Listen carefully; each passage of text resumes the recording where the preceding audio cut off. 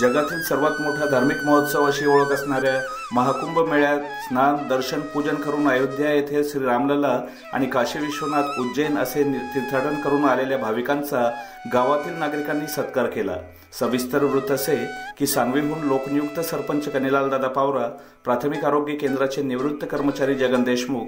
मगन पावरा, दिलीप दहिवतकर, रमेश पवार, चुडामन बोरसे, योगेश शर्मा, रवींद्र खैरनार, देवानंद पाटील, आकाश पावरा, गोकुळ महाले, रामराज राठोड, गणेश खैरनार, ऋषिकेश राजपूत, तकदीर देशमुख, अजय तुंगार, राहुल देशमुख, मयंक तुंगार, प्रकाश डोडवे, सनी महाले, चेतन सोलंकी, सागर श्रीवास, अमित श्रीवास,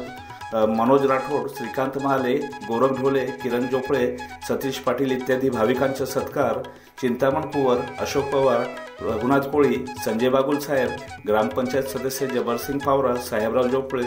निलेश जाधव, उत्तमराव कोळी, भास्कर बोरसे, शिकारा पावरा,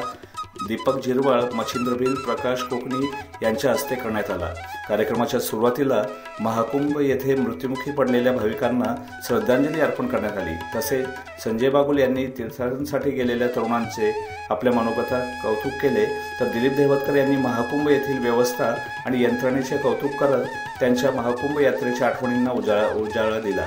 तसेच सरपंच कनिलाल दादा पावरा यांनी तीर्थयात्रेच्या महत्त्वासोबतच आपले कर्म आणि कर्तव्याचे पालन करत विवेकबुद्धीने जीवन जगावे असे प्रतिपादन केले, तर आभार प्रदर्शन प्रवीण शर्मा यांनी केले। सांगवीहून मीडिया प्रतिनिधी किशन दळवी, छुपा रुस्तम। आपल्या प्रयागराज उत्तर प्रदेश येथे महाकुंभ हा पर्व सुरू आहे आणि कधी नव्हे एवढ्या गाड्या सांगवी गावातून दर्शनासाठी गेल्या आणि विशेष त्याच्यातला एक भाग असा होता की सर्वप्रथम आपणच गेलो, ज्यावेळेस आता तिथे परिस्थिती अशी 35 किलोमीटरपर्यंत जाम सुरू आहे, पण आपले सांगली वेगवेगळ्या गाड्यांनी गेले होते। सर्वांना